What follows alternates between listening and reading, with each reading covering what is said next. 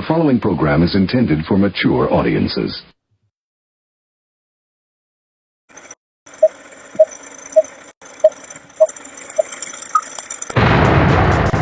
Rudy's Revelation.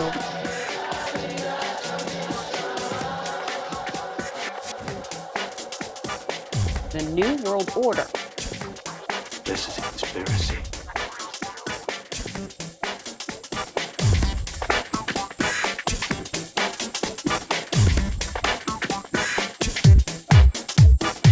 Hey everybody, welcome to the podcast today. It is Thursday, March 13th. Welcome to today's episode, Rudy's Revelation. Well, it's all about the Benjamins. Chuck Schumer is leading the Democrats in the Senate to block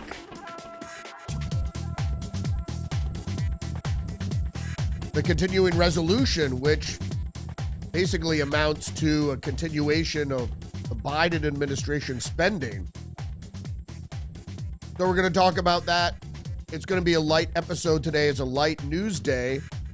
I think people are waiting with bated breath on a number of different subjects, including the war in Ukraine. So let's get into the news for this Thursday.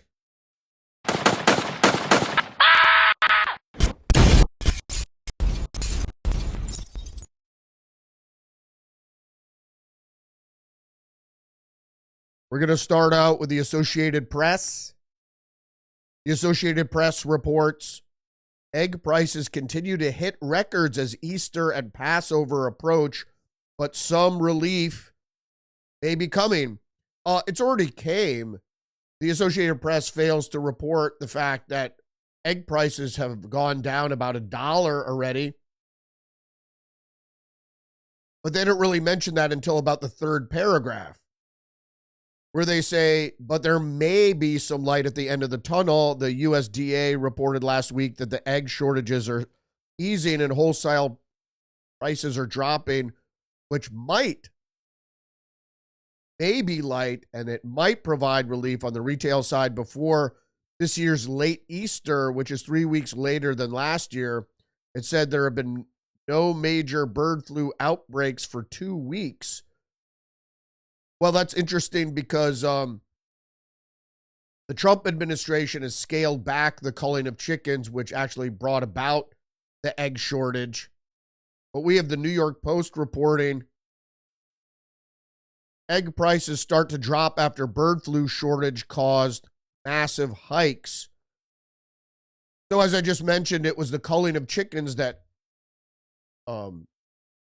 caused the prices to rise. But we don't even know if a bird with bird flu, if it has an egg, does it even pose any problem to the consumer? We didn't know that. All right, more into the inflation here. We have just the news reporting it's still about inflation, not tariffs. Markets ignore hysteria as economy improves despite tariffs. So the real indicators were, of course, inflation. We had a good number come in yesterday. Inflation went down after going up the past couple periods. It went down to 2.8, and that's really what the markets are looking at, not so much tariffs, although they are a concern for some corporations. But everybody knows that there might be some pain ahead of what we're going towards, which is a reorienting of the economy from a government economy to a private sector economy, and also changing the way we do business around the world. Reuters is reporting S&P 500, NASDAQ, and higher as cool inflation data calms tariff jitters. As I just mentioned, everybody's looking at inflation data and overall economic data. Obviously, GDP is is concerned and how it compares to inflation. But everybody said, oh, it's the tariffs, it's the tariffs, it's the tariffs. The tariffs are but a piece of the puzzle. The main indicators of a healthy economy are going to be what either spur or deter an economic recovery. One of the things that may help, though, the Associated Press is reporting EPA head says he'll roll back dozens of environmental regulations, including rules on climate change. So Lee Zeldin is doing Trump's bidding there, and he's unregulating particularly the fossil fuel industry so that people can have cheap energy. And if people can have cheap energy, then they can make a living. The problem is if you price people out of the energy market, everything is going to cost more. All right, let's get to the budget. PJ Media is reporting Massey is right. The CR prolongs Biden's budget. Indeed. So Thomas Massey was the only Republican to vote against the CR. I believe there was also one Democrat that voted for the CR. I think it was Fetterman. Not sure. But the CR is not what we want. We want a CR better than nothing, but I'm not that concerned that they're going to shut down the government, but it's certainly that responsibility is going to fall onto the Democrats. Because the Wall Street Journal is reporting Chuck Schumer signals Democrats would block bill averting shutdown. Party faces tough choice on GOP measure ahead of weekend deadline. So it is Thursday. So apparently the Senates are going to filibuster the CR, which is going to need a 2/3 majority to overcome, which means the government will shut down. I haven't been following the floor, so I don't know exactly what's happening there now, but certainly this is an issue for Democrats. If they're going to be the obstructionists now, for what? Because, I mean, this is a CR. It's a clean CR. Perhaps that's the reason the Democrats don't like it, is because it's a clean CR, which means there's no pork attached to it. It just has to deal with funding of the federal government. Zero Hedges reporting future slide ahead of PPI as Democrats prepare to shut down government. And so the futures did bounce back, and then they slipped again ahead of the there's another inflation gauge announcement that's going to be coming up, and that's the PPI. The PPI. Why is this? I think my mic is cutting down a little bit. I don't know what's happening there. That's weird. All right, let's go on to the next headline. Reuters. Russia lays out demands for talks with the U.S. on Ukraine. Nothing has changed from the Russian point of view. Wall Street Journal, Putin aide rejects plan for Ukraine ceasefire. Moscow says it is close to ousting Kiev's forces from Russia's Kursk region. So I thought I had the Reuters text here. Nothing has changed from the Russian side. I don't think they're going to sign into a ceasefire until the Ukraine forces are ejected from Russian territory. And I believe that that's going to happen fairly soon. So maybe after that, they may sign a ceasefire deal, which it's just a ceasefire. There's nothing really attached to that. But what we do know is that Russia's terms are going to be no NATO in Ukraine. That's their terms. That's the whole reason the war started, is because Ukraine was moving to join NATO. And the West already had surveillance listening posts and weaponry up on the western border of Russia. Associated News from the Washington Free Beacon: Iran rejects Trump's diplomacy, setting up showdown as war talks escalate. Iran's retaliation is decisive and definite, and the one who will be the loser will be America. Iranian Supreme Leader Ali Khamenei says Trump is just prefacing an Israeli strike. So America is not going to attack Iran, but Israel will. And so it's very likely that Trump will give Netanyahu the green light to attack Iran in a limited fashion. Story goes on to say, to reiterate, President Trump said it clearly that there are two ways Iran can be handled: militarily or by making a deal. Said White House National Security Council spokesman Brian Hughes. We hope that Iran regime puts its people and best interests ahead of terror. Tehran, however, says it has no interest in negotiating with America.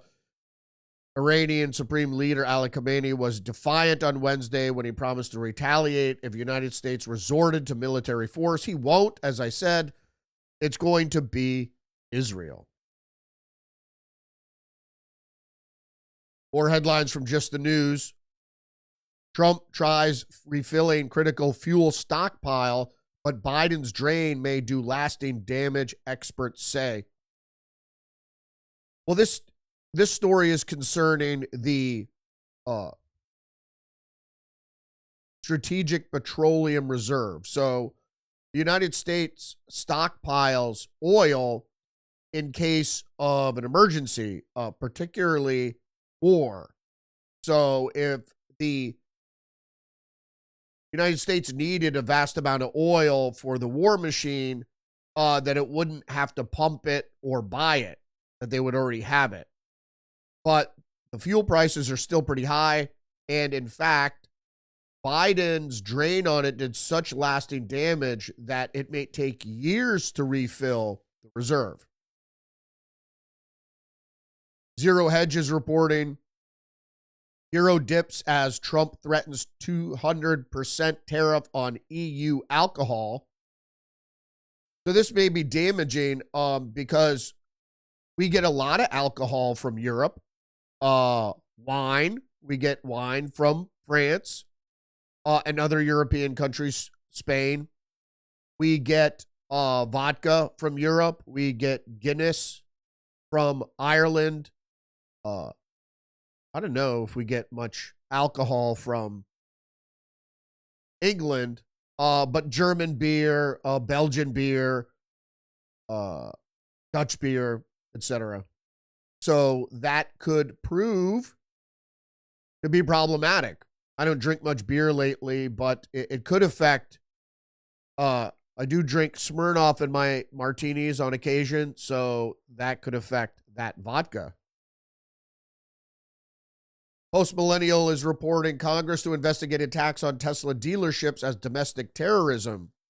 Congress will investigate the sources of these attacks and help the DOJ and the FBI ensure those responsible are prosecuted to the fullest extent of the law. Well, I hope that's the case. There's a connected story here. First of all, it's political terrorism, because if Elon Musk wasn't involved in the Trump administration, none of this would be happening. So his commercial interests are being targeted by political terrorists. And we found that, at least in a few cases, that they've been far leftists, transgender maniacs. And the next story is important also for the post-millennial. MSNBC claims violent arson, gunfire attacks on Tesla dealerships are protests. Trump said, no, we're going to catch them. Let me tell you, you do it to Tesla and you do it to any company, you're going to go through hell. And it's interesting because I believe that MSNBC did this on purpose to conflate, or maybe the Democrats did it on purpose to conflate the people standing outside Tesla dealerships in New York City with actual terrorism. So let's go to the story. The anchor said, you have this post claiming protests at Tesla dealerships are illegal. He said today he would label violence against dealerships as domestic terrorism. Now, so she states the obvious there. So just to be clear, you protest a private company and you're labeled by this administration as a domestic terrorist. Well, what do we know here is that she's conflating two things. If you protest a private company, you're not going to be labeled a domestic terrorist. But if you firebomb a dealership or a company, or you shoot out the windows with a firearm, yeah, that's terrorism, because it's, first of all, it's politically motivated. So it's not like you're just doing vandalism. So if you shoot up a political campaign office, also terrorism. But speaking of terrorism, and we know that it is political terrorism for the people that firebombed the Tesla dealerships and shot up the windows, but also another crazy leftist from Canada, Canadian man sentenced to 25 years for attack on Keystone XL pipeline, U.S. energy infrastructure. And the guy says, this is tantamount to a life sentence, and I don't think that's right. I won't survive this. Good. You get what you deserve. Environmental terrorism or any type of terrorism is indeed terrorism. Your motive should not be considered.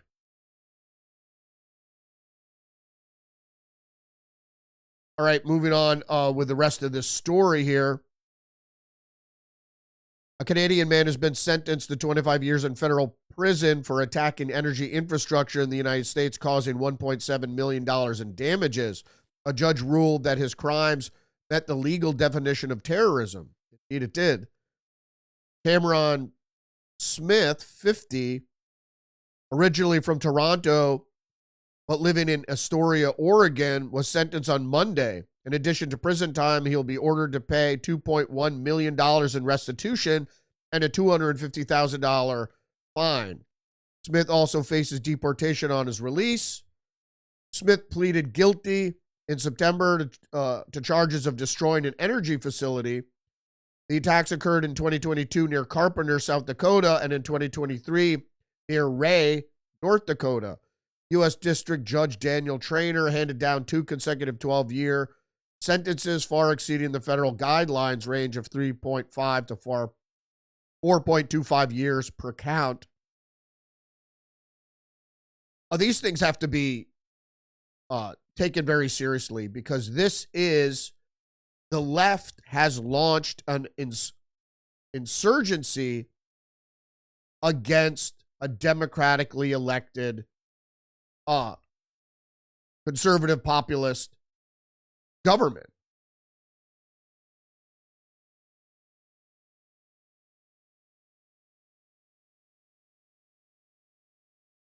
All right, we'll see how that might be better. I just had to make a quick change there. All right, well, I'm just going to take this time to ask you to engage the channel, like, subscribe, leave a comment, and what I would like to see is you share the podcast first and foremost. All right, let's move on to the news here. The Federalist: Dems fight voter ID amendment in Wisconsin despite 7 in 10 voters supporting it. Now, if you don't know what's going on in Wisconsin, they're having a Wisconsin Supreme Court battle, which could aid in the gerrymandering of districts. And with this voter ID amendment, if they kill this and get the Supreme Court in their corner, they could steal the very next election in favor of the Democrats, which would probably flip the House. Just the News is reporting petition to recall LA Mayor Karen Bass, led by Palisades residents, non-Republicans. So it's actually the Democrats in LA, in the Palisades community, that are launching a recall effort of LA Mayor Karen Bass. And that's crazy, right? That is crazy. So it's not just the Republicans that are against far left progressives. And the fact is, as Trump pointed out in a news conference following the fires, that Karen Bass was ill-equipped to prevent the fires or to deal with the fires in any sort of meaningful way, simply because Trump told her right to her face, you have to drop all these regulations so people can start rebuilding. Well, she never did that. So people are literally staring at their burned down lots, not being able to start reconstruction. And a lot of people aren't rebuilding because what did they do and what was predicted they do?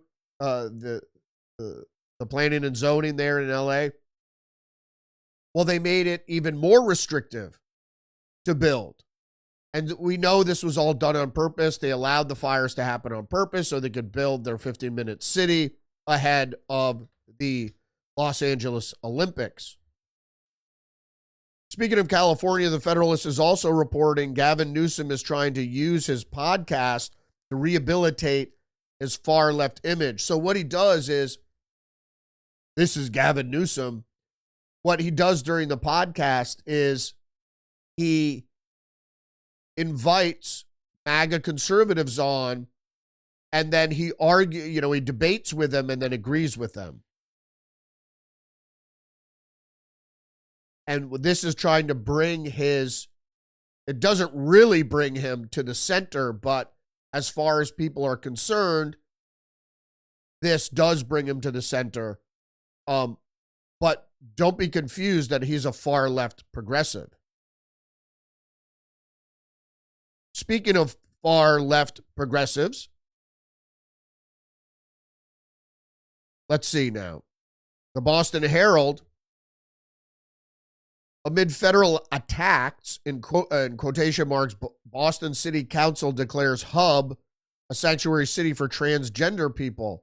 Now, this is really friggin' crazy because it's bad enough that you have sanctuary cities for illegal immigrants, but now, based on unfounded attacks, that transgender people are being attacked. They're not really being attacked. That they create these sanctuary cities. Now, there was another Massachusetts city that did something similar, but they're crazy far left progressives. Let me get into the story here. Amid attacks from the federal government, the Boston City Council passed a resolution that recognizes the hub as a sanctuary city for transgender people and the LGBT community. The council voted 12-1 Wednesday to approve the measure, which, while symbolic in nature, not that much, and not legally binding, well, that may be true, includes language that aims to provide protections for transgender and gender diverse individuals. To protect them from the federal government, I don't understand, from attacks or the federal government. No one is attacking transgender people. So, Breeden said there had been an incredible escalation in anti-trans rhetoric and violence that has caused incredible stress and anxiety. That's not true. The violence is actually coming from the trans community, if you would ever look at the news. So there's a lot of stress and anxiety to the LGBTQ community, particularly among transgender people in recent months. She said the resolution seeks to address some of those concerns. What we do have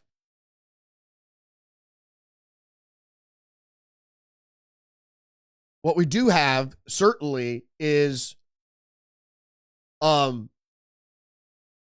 trans people committing violence. That is the crux of the matter. the federal government isn't targeting transgender people, they just won't be catered to, particularly, and they may not be able to serve in the U.S. military. But that has nothing to do with Boston. Taxpayer-funded agencies shall not comply with federal efforts to strip resources that safeguard their rights. Their rights don't need to be safeguarded. Everybody in the United States has individual rights, even people that aren't citizens. So I don't know why that their rights need to be safeguarded. But what they're talking about is trans rights. So a trans man, or I would say a trans woman, has the right to access women, biological women's private spaces. Now, that's not a right. It's the same thing that people would say abortion is a right. Abortion is a right. You don't have the right to an abortion. Boston will not cooperate with federal or state policies that harm transgender and gender diverse people. How are they being harmed? Is their feelings are being hurt? I don't understand. And Boston remains committed to ensuring their access to health care. So that's gender affirming care is what they're talking about. Housing. I've seen no reports of trans people being discriminated for housing or education or employment without fear of discrimination. I haven't seen any of that. So the attacks are unfounded. The claims of attacks are unfounded. And I think people should look closely at that, a leftist policy.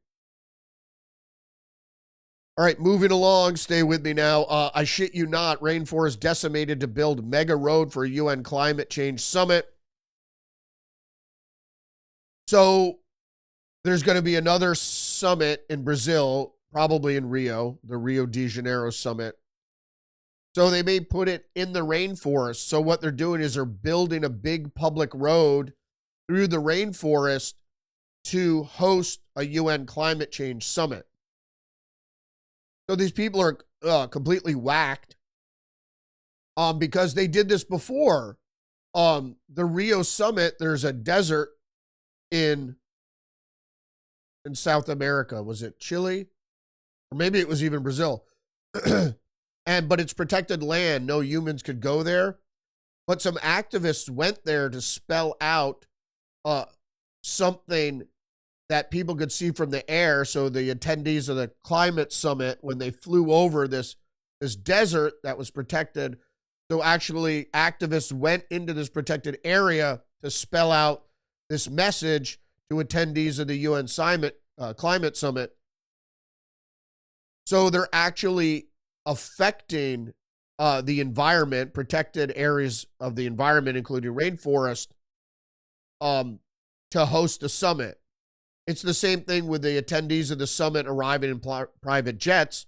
It seems counterproductive. We have this story here from the post-millennial journalist Douglas Murray. He's actually an author, wins libel claim against the Guardian Media Group. Last year, the paper made a very serious and false accusations against Mr. Murray, based on unchecked claims. I think it should be based on unchecked claims on social media or backed. So what happens is, in a 2024 article that falsely accused Murray of supporting violent racist attacks during a nationwide protest against mass migration in the United Kingdom last year. As I said previously, if you're anti-immigration, that doesn't make you a racist. And the violence actually came from immigrants that were here already. So when people protested against immigration, the immigrants that were here attacked them. So he won the case and he accused the publication of lazy journalism. Also from the post-millennial,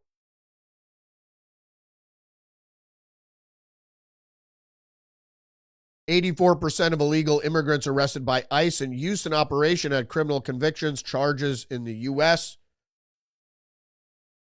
Of the 646 immigrants arrested, 84% had criminal charges or convictions, and 7 of those arrested were known gang members. Why does that cut out? I think there's a I have an issue with conflicting audio filters here.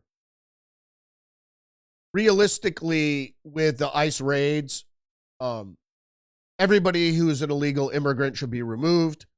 Obviously, you want to concentrate on those who are engaged in criminal activity first, and I hope that's the case here as well. One American News is reporting RFK Jr. wants artificial dyes to be removed from products, speaking with food industry leaders just recently. If they don't, sure, they should be removed if they have some toxicity.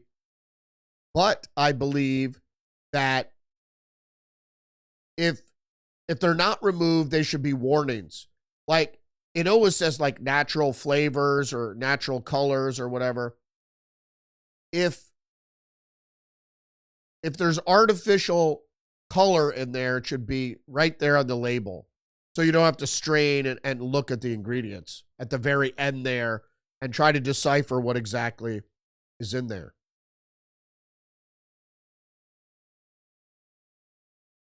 I don't know what's going on with Rumble. It's better today, and it was better yesterday, but not as good as today. And then the day before it was even worse. So, more headlines. Wall Street Journal. They wanted a quick fix for hair loss. Instead, these young men got sick. Hims and other telehealth firms made finasteride easy to get and don't have to disclose the side effects in ads. Pharmaceuticals sure have side effects. A lot of them are listed in the insert with the medication, but a lot of them are black box warnings that only your doctor can and they're not always obliged to disclose certain side effects. So, I mean, people are worried about hair loss. I mean, I guess it's nice to have hair, but I lost a lot of my hair a long time ago. I didn't really care because the times have changed. You know, if it wasn't for Michael Jordan and Kojak, now people with hair shave their head. So there's always that option. Or you could comb it over. You could wear a hat. Or you could wear a wig. Or you could get pharmaceuticals that'll make you sick. Is that it? It's like half an hour today. Thanks for joining me today. Don't forget to engage the channel, like, subscribe, leave a comment. It's slow news day. Folks are waiting and watching to see what happens with the war in Ukraine, but particularly what is going to happen with the economy, because there were doomsayers out there, and what happened is all of a sudden we got some positive economic news. And so people are like, are things turning around? I think they will. I got slammed in one of my shorts yesterday because I think within a few months, you're going to start seeing some positive economic numbers. Trump, if you're listening, please go back to the economic opportunity zones. Those were a boon for the overall economy, but particularly for depressed neighborhoods and inner city communities, etc. So, and the problem is the Democrats aren't letting us pass legislation. So please put in the tax cuts for Social Security, tips, and overtime. That'd be beneficial. Frank, thanks for joining me today. Remember, you're under attack psychologically and biologically. So stay hip to the trick. Join me every day, Monday through Friday. Live stream 10 a.m. on Rumble. The stream was a little bit better today, so I'm happy about that. Check me out on social media. X, Facebook, Getter Minds, True Social, Substack, Instagram, Insta. Also, check out link in the description for Liberty merch. If you follow that link, it takes you to the Alex Jones shop. And if you buy through my link, I get a couple bucks, so that helps. All right, we'll see you tomorrow. Respect.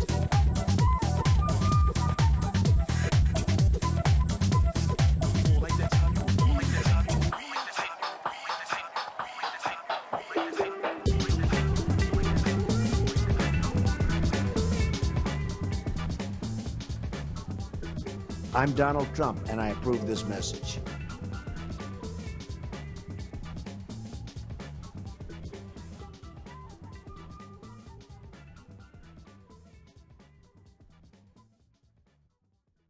I'm an American. I have rights.